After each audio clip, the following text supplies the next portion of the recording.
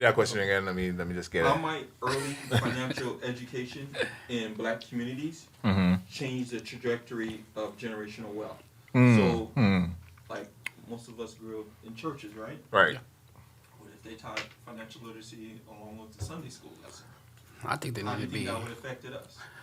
I think not only would it be great to be taught in the churches, but in the schools. You know, that's really where everybody can learn from it, not just our community, but anybody can learn from these different things. Learn about financial literacy, learn about credit, how it works, learn about taxes and stocks and all these different things that can help you start at an early age, especially knowing with things like stocks. You don't got to put that much in to get it going at an early age. A couple of bucks, you know what I mean, you throw in there every month and stuff like that. Next you know, by the time you become of age, you can have a nice substantial amount of finances set aside to get out there and be ready to take on the world. So I think it's very important that we actually work to build these top programs. That's why what we do with NARAB and our youth programs, things like that, are important to try to reach out to the youth in the community and teach them these things. It's very important to be able to have financial literacy at a young age. Mm-hmm. For sure, it will definitely help you out in life as you become older.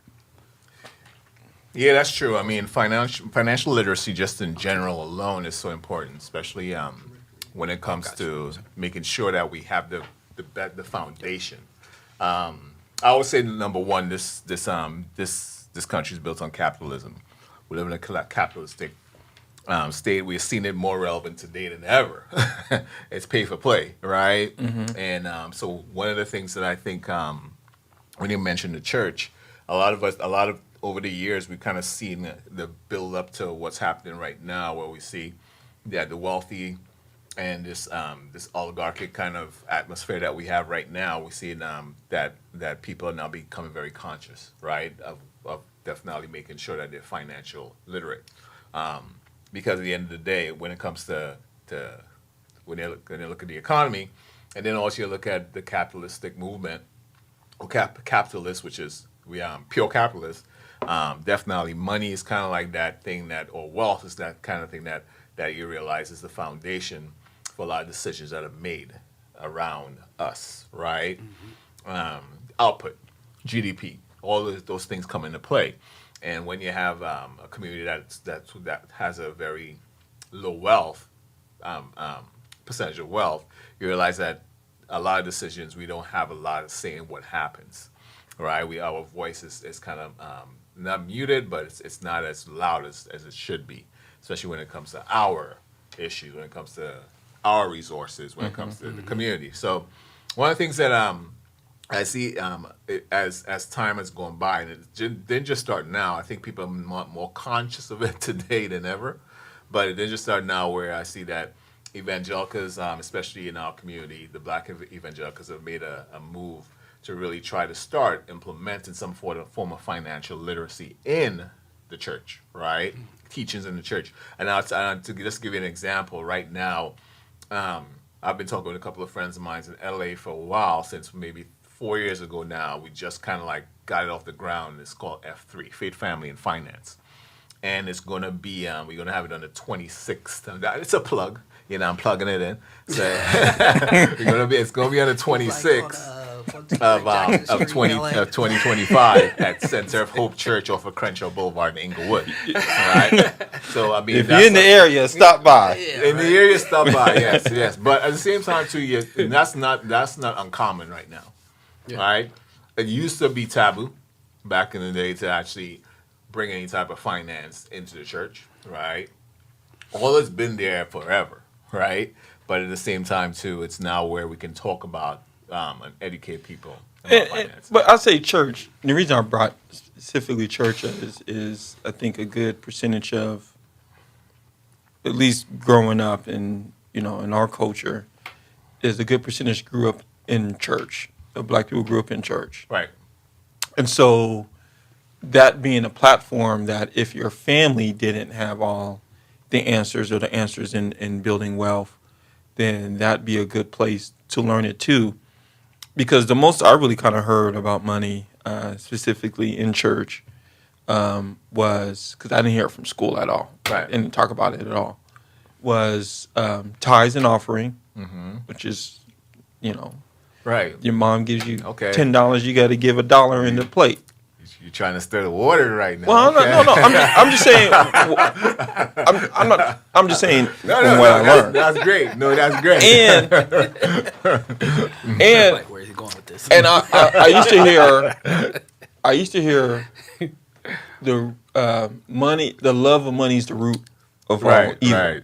So those are like the things I remember hearing. Right. Now, to a certain extent, luckily I grew up with a pastor who was an entrepreneur. Right. And I remember he would say things like, you know, don't be Jordan, be Phil Knight. Be the guy that owns Nike. Right. You know. Right. I mean, he would say stuff like, but you know, it wasn't said all the time, so it didn't stick. Right. And I just imagine maybe in school or maybe at the mosque or at the church or Right. wherever predominantly black people go to, listening to these wealth building principles that by the time you're 18, it's like, I'm going to college to get an education in specifically engineering or science or whatever that can help me get a great income, Right. or I'm going to start my own business. Just want to team up with 5 of us, and we're going to buy this mini mall, and you own the clothing store, you own, the bank, and I Right. own the burger stand or whatever, and we all are benefiting from sending people. In fact, I'm pretty sure there's this spot I go to in Golden Hills, and it's a kebab shop where they sell like Mediterranean food. Right. And next door is a pizza place. And I saw one day the guy walk from the Mediterranean food to the pizza place, but through the back door. I said, "Oh man, it's the same owner." Right. Yeah, right. And then at the end, I saw them kicking it with the people who did hair. Right. And next door, it was like, where they sell like smoke shops, where they sell like the Yeah. pipes and Right. whatever. And then at the end was, I was like, oh man, they're all Yeah. in this together. Right. Yeah. Right. That's what needs to be. That's what we Yeah. got to start doing more of in our community for sure. We have to start doing that to build it up. So the next thing I want to bring up is in building wealth, and this is your guys' forte, is home ownership. When it comes to buying and maintaining a property to build equity and be able to pass down assets, what barriers have historically limited black home ownership, and how can they be dismantled today? I mean, we get that. That'll take a whole seminar, So, Right. but at the same time, Absolutely. that some of the key things. One of the things that I'm kind of because, and that's one of the reasons why I'm part of NARAB, National Association of Real Estate Brokers, is because they have the Sheba report, which is the State of Housing in Black America, which is a report that comes out every year. It's done in a collaboration with the Brookings Institute, which is a data research group, one of the most popular ones. Not popular, but their information is pretty grounded and solid. But what they do is they look at the state of housing in Black America, and they look at of how what affects housing in terms of demographics, in terms of wealth, in terms of distribution, in terms of location, and now they start looking at even climate, right? There's a lot that affects us, our community, in terms of black home ownership. One of the fundamentals, I think, I don't think there's a lack of access to information anymore. I think it's more resources, right? One of the things that I would say affects us the most is there's certain things I think that we have to change in our mindset, like working with each other, right? Number one, because at the end of the day, now we're realizing that we can't look outside of ourselves anymore for the help. We can't look outside of ourselves anymore for because nobody's coming. It's like we're on our own right now. So For I mean, us, by us. right? So it's like the FUBU movement right now. So I mean, but at the same time too, not only can we look outside, but we now have to integrate information and other demographics that are similar to us. I think instead of being more competitive, we got to be more collaborative now, right?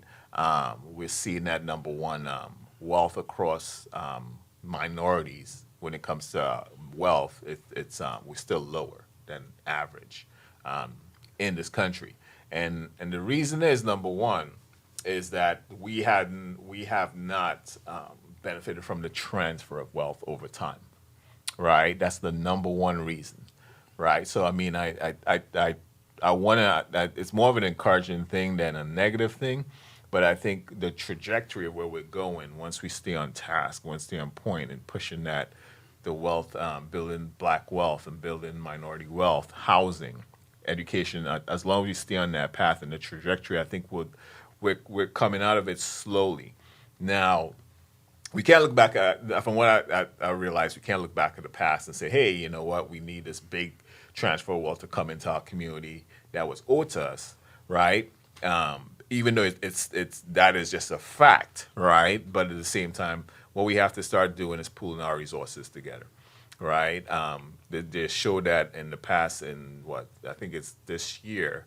There's in the black community, there's over. I mean, in the black population, there's over the first time ever we have over 1 million millionaires in the black community, right? So that does not mean, and that doesn't mean that doesn't take into account inflation and all that stuff, right? But for the first time in the United States, we have over 1 million black millionaires, right? So that means at the top, there's close to $1 billion, right? People in wealth, right? So at the end of the day, we have to understand that where's that money and start really looking at where that money is going, right? Really breaking it down. If we really want to create an economy for ourselves, right? We have to start really looking at where is that money going, right? How are we spending that money? And we starting to make inroads, right? Boycotting stuff is decent, but I wouldn't say it's the best option for us. But at the same time, too, we got to start creating our own financial institutions, right? Creating our, I mean, right now they're creating our own, like right now, NARAB has an initiative to create black developers, because we realize that's an area that if we are able to actually harness and control how we develop, now we can control a lot of the wealth that goes through real estate, at least acquire some of it, right? Secondly, we're trying to create our own banks to fund these developments, right? Our own funding sources, like raising money, right? So, I mean, what also is, it carries one of the things that I always say is this. We're starting to change the mindset of ourselves, right? Because we're now we're now starting to realize that the people who shout the loudest, the people who are charismatic, the celebrities, they're not always the most solid people to actually help us, right? They were great to bring awareness, but when it comes to the management of a lot of our of resources, we're starting to realize that that's not the best avenue.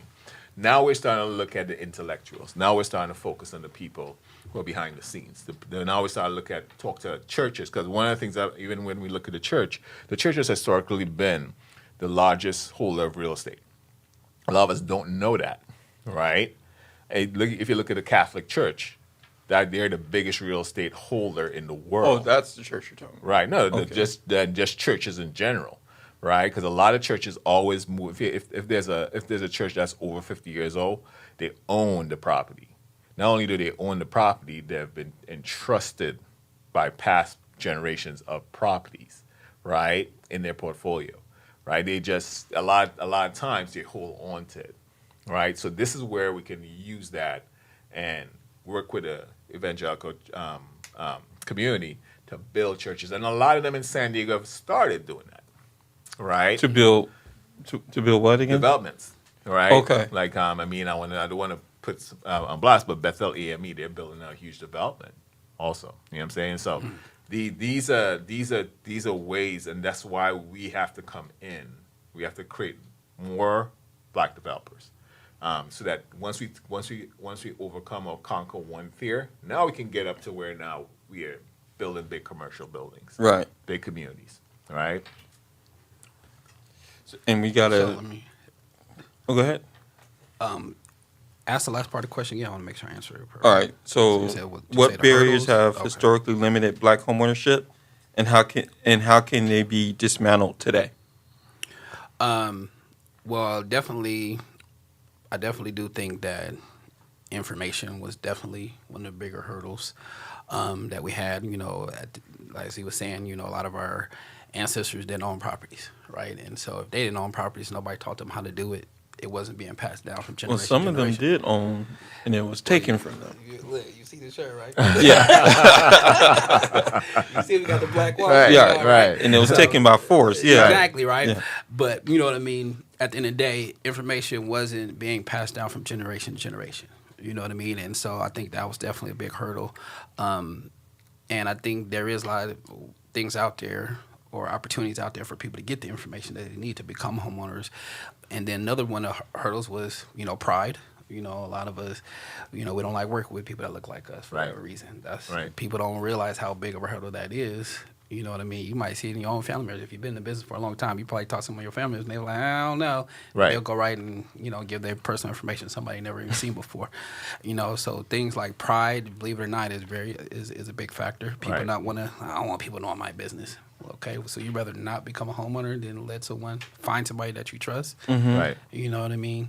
Whether they look like you or not, even just within our community, just find somebody you trust that you want to give information to see what they can qualify you for. Those are our big hurdles. Fear is definitely one, and complacency. I always say complacency too, because people get so used to renting, or they get so used to government assistance. You know what I Right. mean? Being on welfare and getting funding from the government and not having to pay that much to rent, to live somewhere, they'll be on that for 20, 30, 40 years, and Right. they could have paid a house off if they were willing to, try to see what it takes to become a homeowner. What Do if things they like that. tried before and failed in the past? I mean, that's what going and getting information and talking to someone that can put you on the right track to become a homeowner. You know what I mean? So if you went and failed, whoever you're working with, if you worked with a loan officer or somebody like that, and you were not approved, that same loan officer should be teaching you, hey, here's what you need to do to get to the point where I can approve you. And then staying with you and working with you till you get to that point. The Right. realtor Right. should be doing the same thing. So if your loan officer didn't say, hey, it's no today, but here's what it is, here's what needs to be done to where it could be yes tomorrow, and I'm gonna walk you through this process, then you need to find a loan officer, because that's what should happen when someone tells you no. It's no today, but here's what happens. Right. Here's how we're gonna get to yes tomorrow. Right. And so, yeah. So I think those are some of the biggest factors, some of the biggest hurdles: fear, complacency, pride, knowledge, info, then all the hurdles that was put in place for us to become homeowners. Right. Well, what about, because I believe it was just over 50% of black people were homeowners before the Great Recession, and then back in 08, 09, Right. and then after that it went down to 37% or something, Yeah. high 30s, Right. that's a big drop off in my Right. opinion. Right. Mid to 50 something to 30 something. Right. That means a good portion of black people that purchase homes, weren't getting the right type of assistance needed, or, Right. or they were in careers that were affected by Right. the Great Recession, which means they didn't have enough wealth to maintain their home. Right. Have we recovered from that? And I know that was 16, 17 years ago. Have Right. we recovered from that? You mean like the 2009 crash? Yeah. Not really, but I mean, what affects? I mean, it's kind of like this with when you are, I mean, in 40s, I would say yes, we have recovered from that based upon the population size, right? When you look at we're making more money right now than our parents ever, our grandparents ever made. Right, and as I said, we got to account for inflation and all that stuff too. But what has happened too, I think, is that we're not making as much money on par with the prices of things. Yeah, that's what I was right. gonna say. And that's what's going on. And it at first it was the college education barrier that was put before us but then. You realize that, yes, we became college educated, but we incurred a lot of debt, right? Doing it. And when you're in a situation where, number one, you're not making as much money, and then on top of that, you're carrying a lot of debt, and then on top of that, there's a barrier for your income-wise, it does put a little bit of a hurdle in front of you to actually become a homeowner. Most likely you'll become a homeowner later in life. You're finding that most people are becoming homeowners now in their 50s. Yeah, did I send that to you guys? Or did you send it to me? No, I think you sent that to me. Where First is- sent that to us. But I was just going to add on to that too. Like when it comes to the debt part, like people don't realize that our community makes the lowest amount of money out of pretty much all the other communities. Right. And the reason for that is because the financial literacy. We can go back to that because our Right. credit scores are so low. We don't realize that we pay more for everything on average than anybody else, but we make the least amount of money. Right. And so that's a very huge hurdle that is presented to us when it comes to being able to purchase homes. Right. You know, when you got the price of houses or homes skyrocketing, Right. but we have higher interest rates on everything for mostly across the board based Right. on what our average credit score is within our community, and we make the least amount of money. Like we're always set up to fail. Yeah, So and until we get that's very everything true. in the pot Very true. situated. That's what's going to start helping us bridge the gap. We have to work on all the things as a whole, Right. to be able to take it to the next level. Right. For sure. And just I mean, you hit on something that's very important too, because right now we're seeing that there's a lot of deregulation happening where, like, the CFBP was dismantled, right? And a lot of people don't understand how important that was, especially for disadvantaged communities, right? Where there's redlining and they carry these bad loans, especially with when they used to have the title loans and they used to have the payday loans and stuff like that. Now the CFBP was a institution that was government regulated that protected consumers against these type of issues. You can actually go to the CFBP if you didn't have money, because if you don't have money to cover your debt, I mean, you wouldn't have money to pay an attorney to go and investigate it, right? So so that's what the CFBP was set up for, is to protect consumers against that type of targeting, right? So I mean, I just wanted to raise that issue because a lot of people might not understand that even when you were getting paid, when these banks were actually giving you a lot of overdraft fees and all these junk fees that were being attached to your account, right? As I always say, the banks are the best business out there, right? The best business model in the world is the banks, right? Why? Is because you're paying them to keep your money, Yeah. right? So so just keep in mind they've created Don't you gonna pay me? it sounds crazy, right? But hey, you know, it is what it is. You can't hate it, see them fit. I mean, until we come up with a better system, it's, Right. it's the best system. No, it is the best Yeah. system because they control it. You know, I even had this discussion over the weekend with about Bitcoin, right? Because I mean, everybody's buying these things that Bitcoin is. It's a great investment. I mean, I don't say it's the best investment, safest investment, but it's a risky investment. But it will never compete with with currencies because of the SWIFT system, right? And that SWIFT system is what keeps Bitcoin where it's at, which is you have to go through different layers to get the value of it, right? And keeps it kind of rare still. But at the same time, too, and just what I was saying is that the CFBP comes in the middle of all that, right? Especially with disadvantaged communities, where you'll find that these things have there's evidence of these things that have happened over history, right? It protects. So I mean, we don't know what's going to happen with the ramifications of it, but it's not going to help us if at the end of the day we're not financially literate enough, right? And that's where financial literacy definitely is going to play an important role for us right now moving forward. Absolutely. Yeah. So, one thing I want to bring up is, you were hitting on it, Clinton, is entrepreneurship and owning businesses, and this is a great way to generate income and pass it down. Just kind of like you could do a house, you can pass a business down. All right. How can Black entrepreneurs access more capital and mentorship to scale or grow their business, or at least start a business? That's an interesting topic. I mean, well, just in general, it's one of the things that we've kind of discovered is I'll use this as an example because we brought it up last week. It was Bivol, right? The guy who actually started the company Bivol. Bevel. Yeah, Bevel. Tristan Walker. Tristan Walker, Yeah. yes. And I remember when I read his whole story and everything and how he started the company, and that was way back in 2010, I think. But he sold it, right?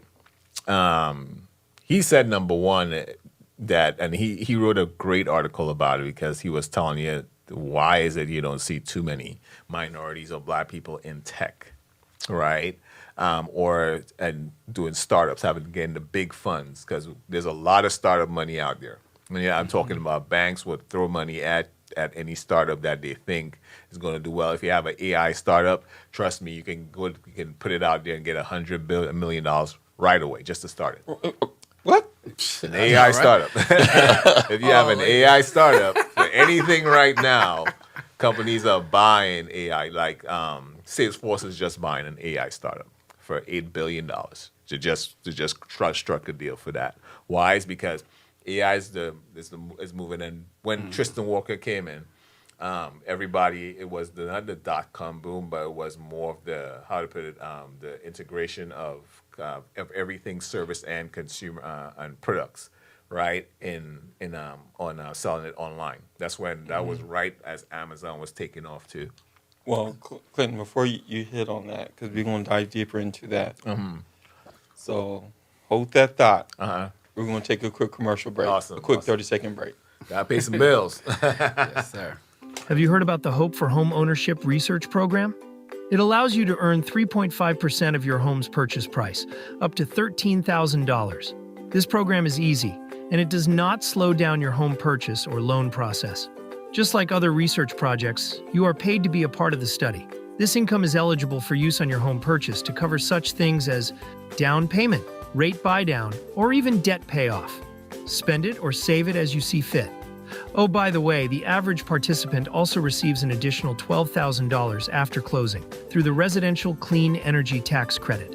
If you could use up to $13,000 to help purchase a home and could benefit from an additional increased tax credit in the range of $12,000, then visit the ahagroup.org/Clinton James or call 61938-49269 for more information.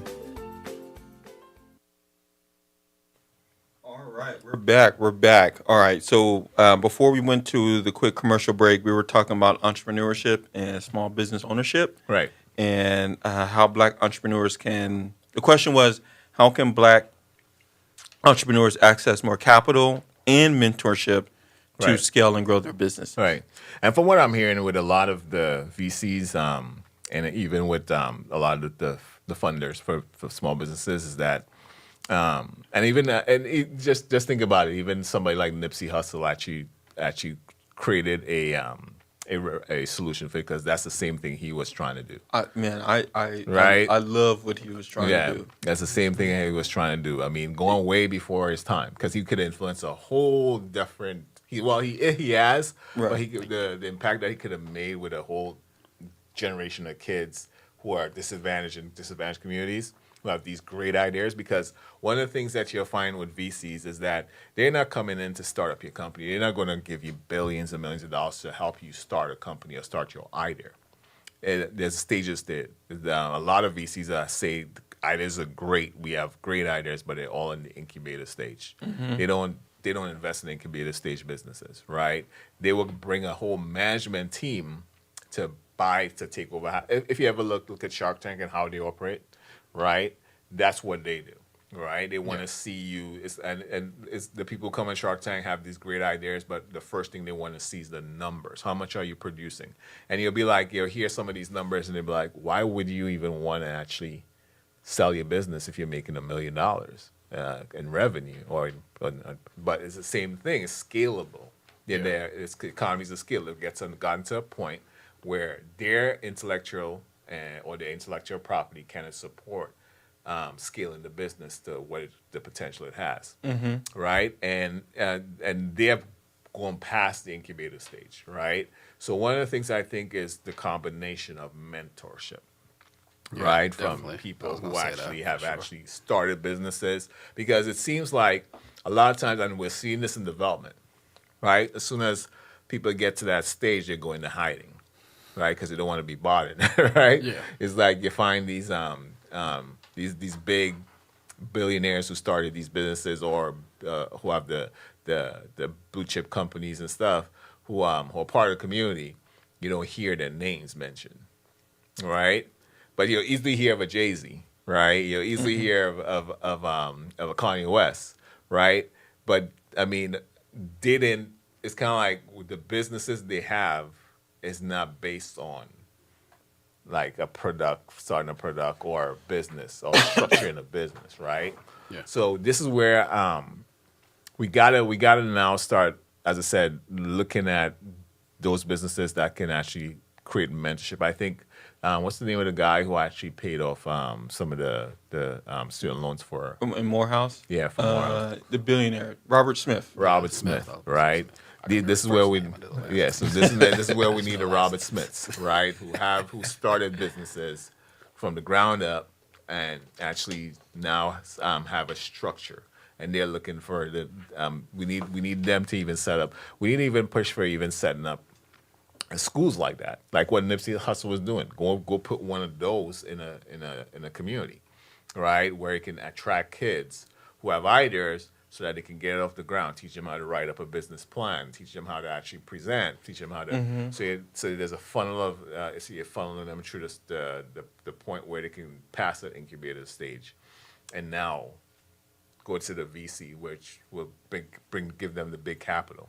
Right. So that's where I see, because a lot of times you'll find that a lot of these very intelligent people fall through the cracks, and that's why I was mentioning Tristan from Bivol, is that he said he had to work so hard on that at that incubator stage.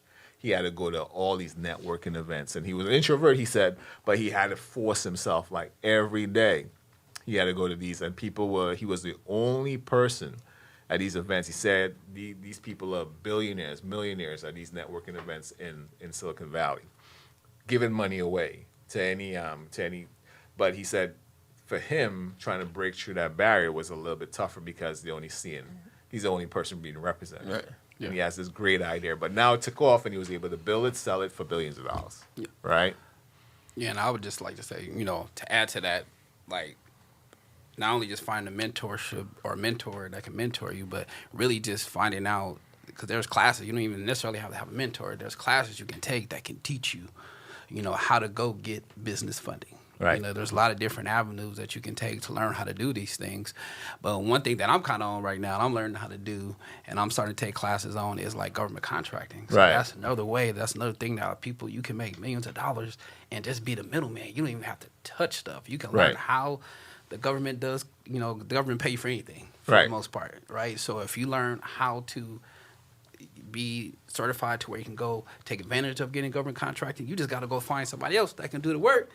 And Right. long as what they're going to charge you to do the work is Right. way more, You pay the way difference. less than what Yeah. the government's going to pay Right. you to do it, Yeah. then you can make millions of dollars doing that per Right. year. And so little things like that if we learn that these things are available to you, you can Right. really make millions of dollars really just sitting in your back, Sure. sit in your living room, sit in your office, and make millions of dollars. So it's us being able to teach people that look like us Right. Right. how to make money like this. It's not hard. We just got to be able to Right. go and Right. Get the realize it's information. achievable. Yeah, that's get a the good knowledge point. we need and go start doing Yeah. it for sure. Because you mentioned AI and technology, and you mentioned government contracting. I mean, as for the foreseeable future, these aren't things that are going away. These are things that are just growing over time. So it doesn't always have to be your typical starting a restaurant type of Right. business. It could just be leveraging your relationships. Right. Absolutely. I mean, it Exactly. could be part of, like, I remember I was talking to someone last week, I was at an entrepreneurship thing, and they was like, I was asking this individual, like, what kind of business is good to start? I'm interested in men's shoes. And they was like, are you going to make them? You want to sell? What quality? Asking all these questions. Right. And then I said, why don't you just basically say, just become the middleman between Absolutely. these shoe companies Right. and these stores or wherever, Right. and that's your business. And I Right. was like, oh, shoot, that's a great idea, Right. What do you think about that? Right. Yeah. Now, one of the things I want to touch on, since we're there, is that I think what affects, especially with our community, in terms of that, it's not the ideas, because I think I've seen so many amazing ideas. What I realize is this: in our community, we have a lot of gatekeeping, right? And I think we're not at that point. From yet. who? From people who have already established it, right? Like who? Like so say we have a business, or we have an association of business people. I I think the gatekeeping actually does kind of hinder a lot of but I know that's the filter we have. But I think one of the things, especially when we're looking at where we're at as a community, I think we have to kind of alleviate that because I don't think we're there yet. Well, first of all, I want Right. to say good evening, Marlisa. Thank you. Second of all, I do want to bring this up. Yeah, Could you mention the gatekeeping? right. All right. Yes, Yeah, Calco's Credit Union. Okay. So these banks have CRA that they have to invest in the communities that they have banks in, Right. which means that they have to support organizations or associations or so forth, which is why we see them at the NARABs and stuff like that, Right. to create a place where this education can be put out there. Right. And a lot of times you can get a lot of this. We could utilize that to get through the gatekeeping to But see, start and and that's the create the thing. things It's we like want to people start. don't know that, right? So Yeah, that's what I'm saying. It's Knowledge. like we have to put it out there, right? Because we have so many platforms now that we can put the information out, right? And then it's kind of like there's people who hold on to it, right? Because and it's kind of like, as I said, I always say, somebody taught me this, and especially in business, it's like they say it's very simple. 25% of a watermelon is better than 100% of a grape, right? So I mean, it's kind of like we tend to feel like, because I always talk to people, especially, and I hear it a lot. Great ideas, great passion, but they want to start from the ground up, right? And I'm like, how are you going to get the funds? How are you going to get this? If you have money and you don't know how to run you don't have to know a product or you don't have to know a service that you're doing to actually own the business. Just keep that in mind. No, that's what you Right. hire people for. Exactly. Right. So I mean, it all meant know- that a you lot of need to times we know have to just get enough over to not that get hump, took. that mentality. You know what I'm saying? No, that's a good No, point. guys Because get the thing advantage about of, it is that's that it. we want 100% of it.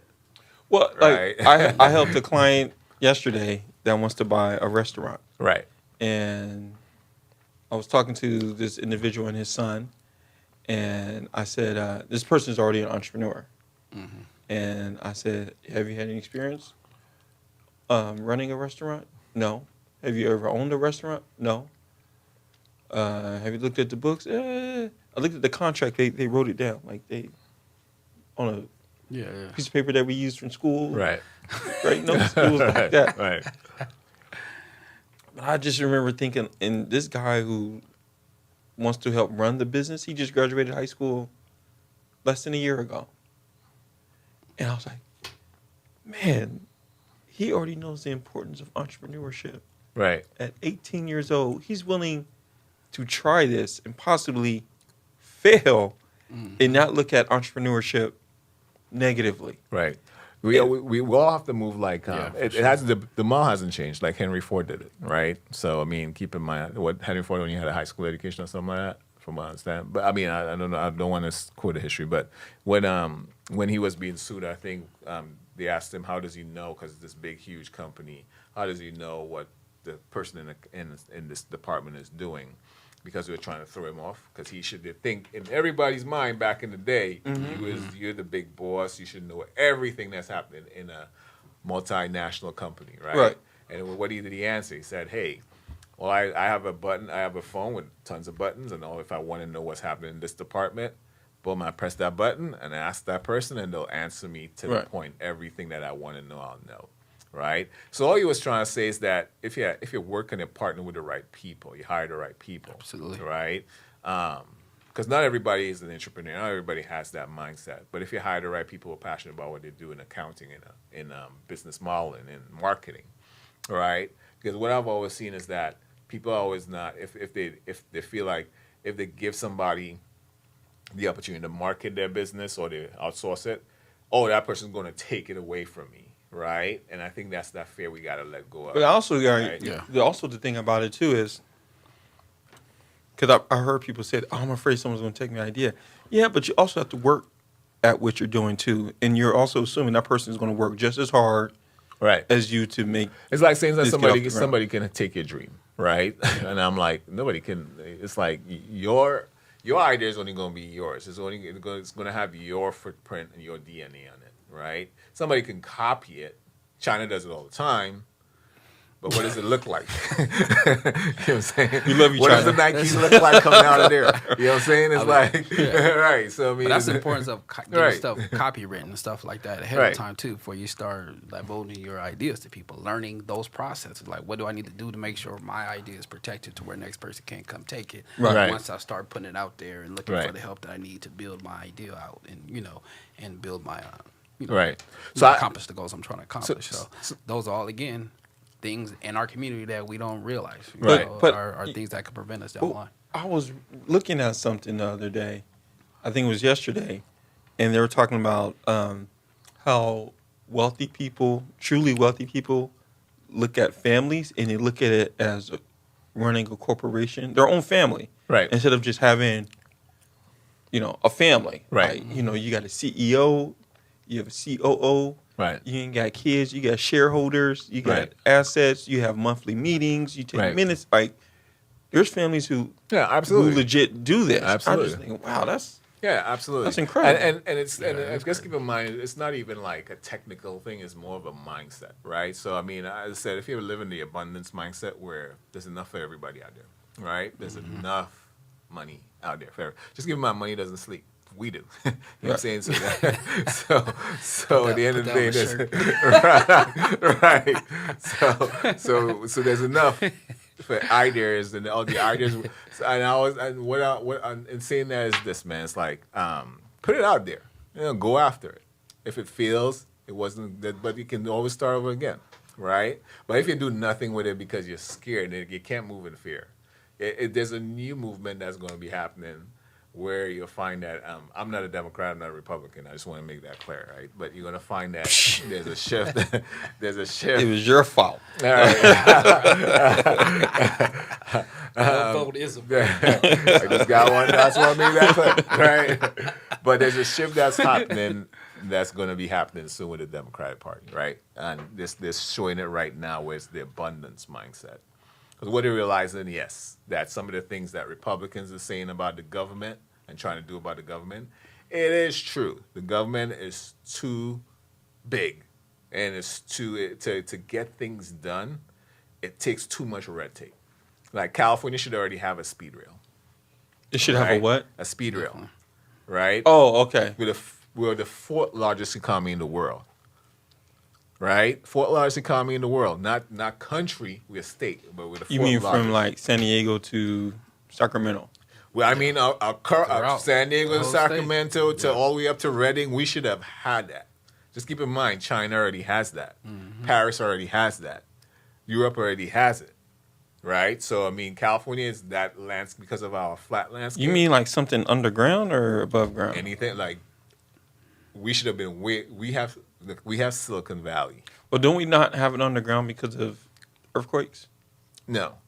That's not it? We're already building rails all over the place. We have above ground rails, right? Just keep in mind the San Francisco had a trolley system, right? We haven't moved past BART that, station. Wow, right? BART So comes and down. we had trains running up and down here back in the day, right? The Wild Wild West, remember? Right? So, No, I don't know. You ever watch westerns? You know what I'm saying? But what think we all still I'm trying have to say, trains and the today. thing I just about wanna it is throw our it out there. topography, which is the environment, is suitable for that because it's flat. We have Right. desert land out here, right? We already have the Amtrak that runs all the way from south to north, right? Just let's keep in mind that. So we already have the infrastructure. It's just that we have all these bureaucratic red tapes because all these different organizations, right? And what they're saying and what kind of Democrats are saying is the abundance mindset. We got to move forward now because we need to be able to not just take from one and give to the other, Right. but create an opportunity for where everybody, if you have an idea, boom, you can go to the government, you can go and not have all this red tape, all this gatekeeping happening, right? So So what do you guys think in general, because you can't speak for everybody, right. but in general, what do you think Black people are being taught about money, on how to make it, and once you make it, how to use it? and this could be in the household, or it could be what you see in media. Oh man. Yeah, that's a big question. Yeah, that's a big There's a lot of question. ways you I can mean, go with look, we all know, man. It's like we just have to. It starts at. I think, as I said, nobody's coming to save us anymore. Oh, wait. So, What do you think is being? no, I'll go out and get there. Okay. I'll get there. Nobody's coming to save us anymore, right? So I mean, I can't blame the television and what the media anymore. I have to go. I've kind of have to. We all know that there is a problem, but it's not going to. They're too big, right, to fail. A lot of them, right? So they always have to put out. Now they're stuck putting out this weird product, right, of who we are, right? So I mean, it's kind of like we know that's not us. We know that. I mean, the family unit, right? We don't have. When you look at wealthy and you look at wealthy black folk, we're not fighting on TV with the gold chains and all this stuff. We're not that. You know what I'm saying? And not everybody drives a Lambo. Not everybody. It's like there's hardworking, blue collar people with really good jobs, right? Who have college educated. That's our community. That's a majority of our community, right? Now, when it comes to what the media puts out, it's all about spending money in our community, right?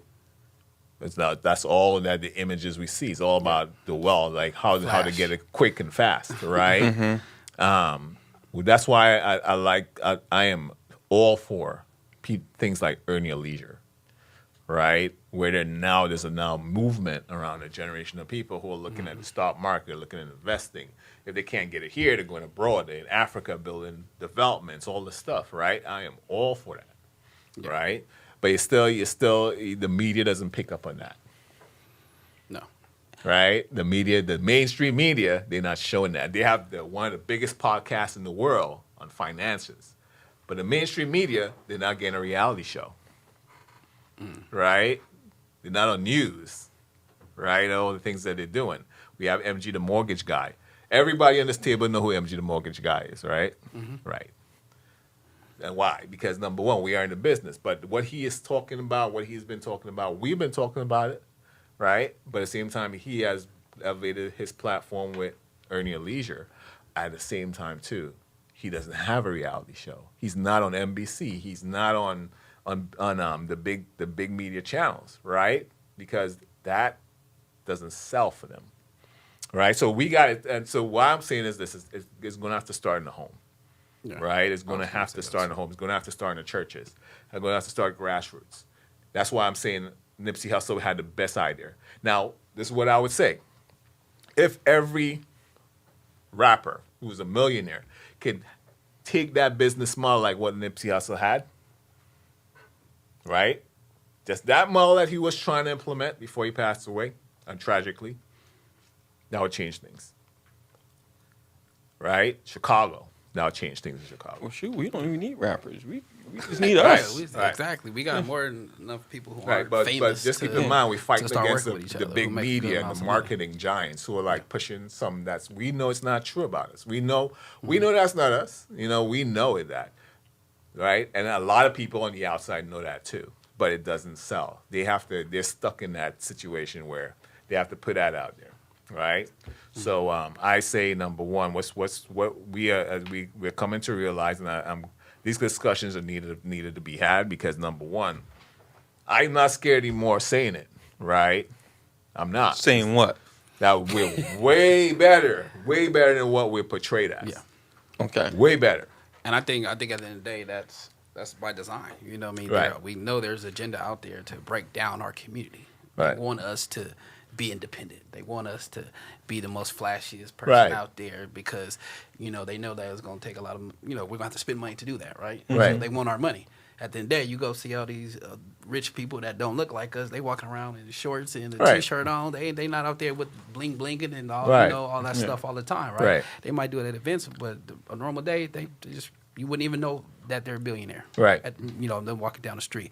And I think some of the things, as unfortunately by what we see in the media and what bleeds into our community is what our parents is teaching And some things that are being taught is to get it quickly, Right. Go get the fast money, do whatever you got by any means necessary.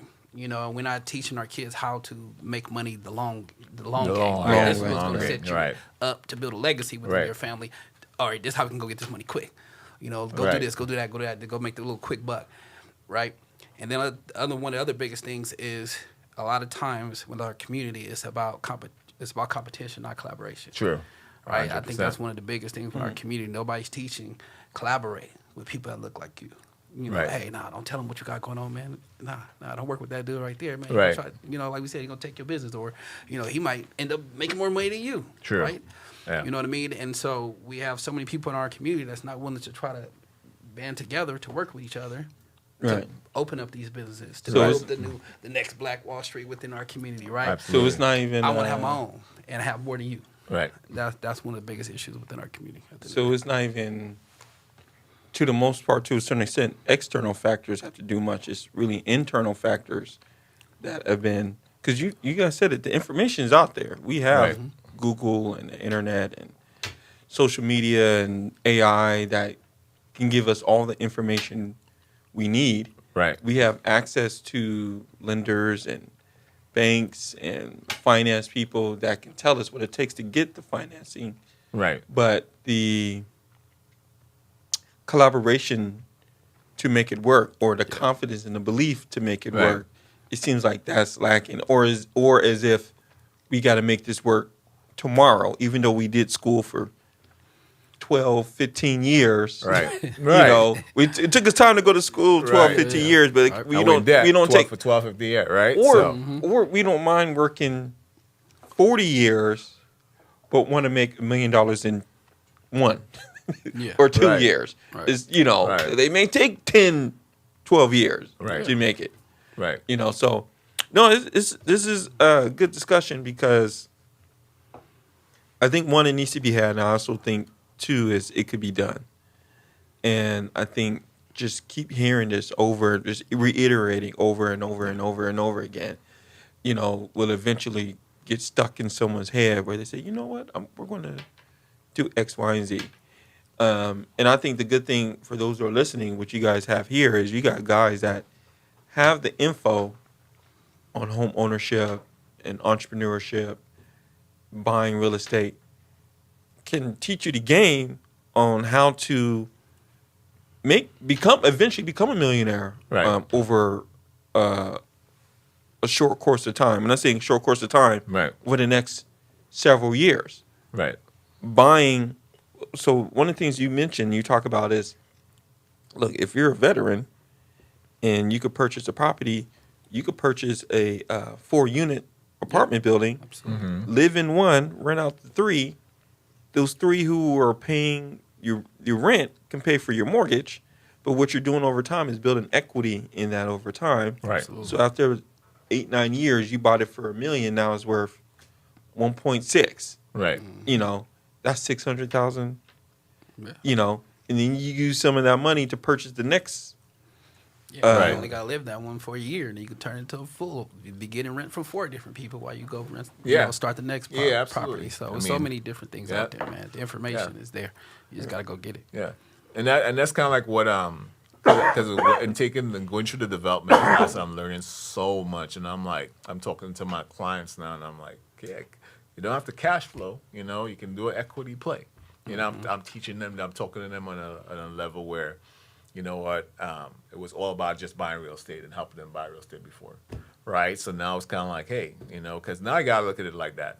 It's like $1.3 million the average cost of a home in San Diego now, right? So I mean, It's 1.3 million. yeah. 1.3 million average cost. If y'all listen to these guys and you bought Right. 4 or 5 years ago, you would have some nice size equity. in your Right, home. right. And the thing about it is this, man. It's like we got to start really trying to help people get over that barrier, because everybody's going to complain about the price right now. Everybody is, right? Until they get the benefits of it, and that's where the wealth is really created and passed down. Yeah. What's the saying? Today's price won't be tomorrow's price. What is it? Or Price went up. what's the saying? Yesterday's price is not today. Right, the Yesterday's price went ain't up. today. Yeah. Yeah, it's crazy when I hear people all the time too. Like they say, "Oh man, I can't afford to buy a San Diego." I'm like, "We paying rent. You've been living here for how many years and stuff like that." Like, Right. And the crazy part is people don't even look to see if they can buy it. They'll just be like, "I can't afford it." I'm Right. like, that's one of the biggest problems too. Is just assuming. Well, just part- making assumptions. You don't even try. And we It's don't have- free. You pay, it costs you $0. We don't have time Nothing on to this. see what you can do. It's But crazy. to be honest, what's really affecting is ego. It's your ego. Yeah. That's what I said. Yeah. Yeah. Pride. Yeah. It's your pride and ego. Meaning also too is maybe you can't afford it by yourself, and maybe you can afford it with somebody else. Yeah. Right. And Collaboration. I don't want to live with I Right. don't want to live with Yeah. I mean, it ain't forever. That's. I mean, so this is what I That's would what people say, and don't I'll end it on this. Like, if you look at the model, 20 seconds. The model that we should really try to start looking at is this. You see how China did it, right? And we hop on China, the copy, and then they always, but you see how they did it, where they don't think of right now, they think of 100 years. 100 years from Yeah. now, right? So they know investing in not only in themselves, but saving money, buying businesses. Even though it fails, right, they're going to start all over again, right? So Right. that model is that kind of like what we got to start really adopting and looking into. So that way we can start looking at 100 years from now. All right, that's the plan. 100 years from now. All right, thank you for tuning in to another episode of Let's Talk About It. We want to thank our guests. We want to thank our extra co-host, Dion Westbrook, for coming. My pleasure. We'll see you guys same time, same place in a couple weeks. Until then, peace. We out. Peace. Thank y'all for joining. Tap in.